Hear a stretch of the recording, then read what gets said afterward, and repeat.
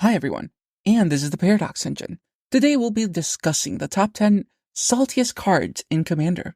This is not a cEDH video, it's more of a casual Commander game. So, we'll be looking at the top 10 cards that players find the most annoying while playing, EDH. At number 10, we have Blood Moon. So, we all know what Blood Moon does. It's an enchantment, costs 2 and a red, and says non-basic lands are mountains. So, what this allows you to do is turn off decks that play 3 to 4 colors, meaning that all of your Traxas, all of your Tivits, and all those kind of cards kind of get shut down because since they don't play red, they can't really pop off because you're transforming their Underground Seas, you're transforming their Water Graves, their Hallowed Fountains, all of those cards into, mountains. Mana that are not in their colors. Unless you're playing red and running a lot of basics, you probably won't be able to do a lot against this card. So it makes sense that in Commander, Blood Moon can be a very troublesome card. So, if you have your counter spells, if you have your removal in your basic lands, you might be able to deal with it as long as you can, stop it before you play too many non-basic lands. We have all of the destroy all lands effects.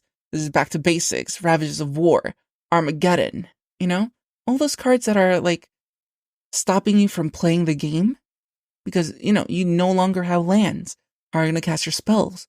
How are you going to do like actual fun, trippy kind of things, Kind of makes sense that it's so high up on the list.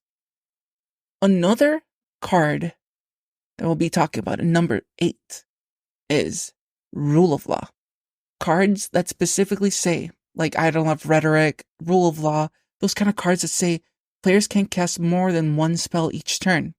Sometimes you just want to pop off and play multiple spells. Like, if you're playing Storm, you're playing a combo deck, you want to play multiple cards a turn. And these cards kind of like put a damper in your plan. Meaning, that's it. Nothing else you can do. At number 7, we have Smothering Tide. I think we can group Smothering Tide with Ristic Study and Fish altogether. Mystic Remora. Because they're tax cards, They want to make you pay for your spells or pay for your draws. Which, on Casual Commander and on cEDH, it can be troublesome since it does limit how much you can play, how much you can draw, and how much you can do per turn. Because you don't want to give your opponents resources, which makes sense. At number 6, we have Back to Basics. Back to Basics says, non-basic lands don't untap during their controller's untap step. And it is a really good card. It's a blue enchantment for 2 and a blue. It's another Blood Moon effect, so we can see how that can be also oppressive. Unless you have multiple untap effects, that could just win you the game on the spot if you're not playing basic lands, It's just kind of oppressive. At number 5, we have Grand Abolisher. We all know what Grand Abolisher does. Grand Abolisher is a great card. So Grand Abolisher. For 2 white, during your turn, your opponent can't cast spells or activate abilities of artifacts, creatures, and enchantments. I think we can group together in that same position Teferi Time Reveler. The new counterspell for Jurassic Park. It didn't say please. It's didn't say the magic word. Cards like that really do help some of your game plans, but they do hinder your opponent's game plans. Meaning that if you are going to win the game and you play one of these cards, they just can't win the game. You can't do anything about it. It's like, that's it. You're done. Unless they remove unless they preemptively counterspell or have something that can kill the Grand Abolisher on ETB. That's it. Or the Teferi. So it's called Permission Denied. Fantastic art, by the way. It says counter target non-creature spell. Your opponent can't cast non-creature spells this turn, which is another silence effect. Again, we return to the cards that are basically silence on a stick or in counter spells or on Teferi Time Reveler are a big no for casual players, but they're key pieces to some game plans in cEDH.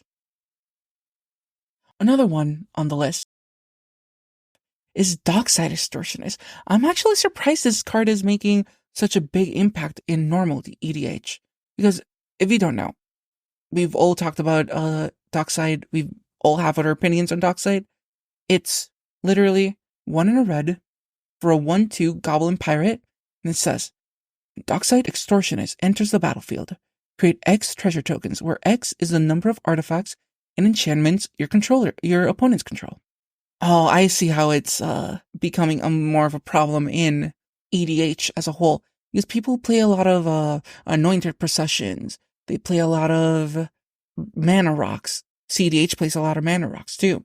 They play a lot of Rhystic Studies, Mystic Remoras, Smothering Tides. We also play Back to Basics. Okay, so yeah, the point for why Doxic is number 5 on the list is because it's just genuinely a very good card against enchantment heavy decks and artifact heavy decks. It just ramps you out exponentially, and then you're left with a massive haul of mana. Because, in cEDH, we usually play a little bit more reserved, but in casual Commander, there is a sense of we're just going to try and win, we're going to play our spells, we're going to make sure that everything hits. So Doxic can be a big bomb. Yeah, that makes absolutely a lot of sense. We actually have a commander in this spot, apparently. It's Turrid, God of Fright. Honestly, I understand it. I dislike mill. I dislike people stealing my permanents. I don't like people touching my cards. So this makes a lot of sense in my opinion. This makes complete sense. To me, makes complete sense. It is a very salty card. I don't like playing against it, so I can understand why people don't like to play against it. If you don't know what Turrid does, it's a flip god for Kaldheim. It has Menace, and whenever an opponent sacrifices a non-token permanent or discards a permanent card, you may put that card from a graveyard onto the battlefield under your control. If you play the flip version of the card, which is Turgid's Lantern, you can tap it. Target player loses 3 life unless they discard a non-land permanent or discard a card. And then you pay 3 and a black and untap it. The creature version costs 3 and 2 black. The Lantern side costs 3 and 1 black. Honestly, I can understand why it's so salty. On number 2, we have Drained Magistrate, also a card that we see a lot of play in cEDH. It says for 1 and a white, it's a 1/3 human wizard. So again, it's a very popular Kindred card in humans. It says your opponent can't cast spells from anywhere other than their hands, which again, that makes a lot of sense. You can't play your commander, you can't play cards from graveyard, meaning, or adventures, or cards from exile, which again, makes a lot of sense when you come to think about it. On casual EDH, players tend to play more themed gimmicks, and they like to play very hyper-focused style decks, which Drained Magistrate kind of sometimes can prevent that deck. Or commanders that are very dedicated to their commander, example Turrid, Mardias, Timnite Crom. Yeah, those decks really on cEDH really depend on someone not casting Drain It on turn 1, which again makes absolute sense. I'm glad to see both communities have this card as a number 2, because the number 1 spot is a card I actually like, but I understand why people consider it salty, and it's Cyclonic Rift. It's a return target non-land permanent you don't control to its owner's hand for 1 and a blue. It's an instant, but for an overload cost of 6 and a blue, it just targets everything. It replaces the word target to each. So instead of saying return target non-land permanent, it says return each non-land permanent. It's a pseudo board wipe, but it sets back everyone so far behind, which essentially makes it so whoever played Cyclonic Rift is just turn 7, and everyone who played rocks, mana, like enchantments, your mana rocks, your creatures, they're all back to a turn 7 with what? Maybe a few lands, maybe something that just stuck around because it phased out.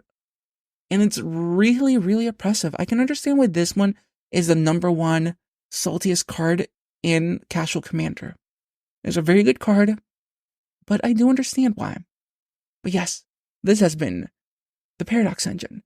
And these cards are all very powerful and can take over games easily. So, we hope that you learned some differences from normal Casual Commander to cEDH. Sometimes we are more alike than you think. We'll be seeing you later. Have a good one, everyone. Please like, subscribe, and comment. Let us know what you think. What did you think about this list we compiled from several sites? If you disagree, if you agree with something, please hit us up in the comments. We'd like to know your opinion. As of now, we'll see you later. Goodbye.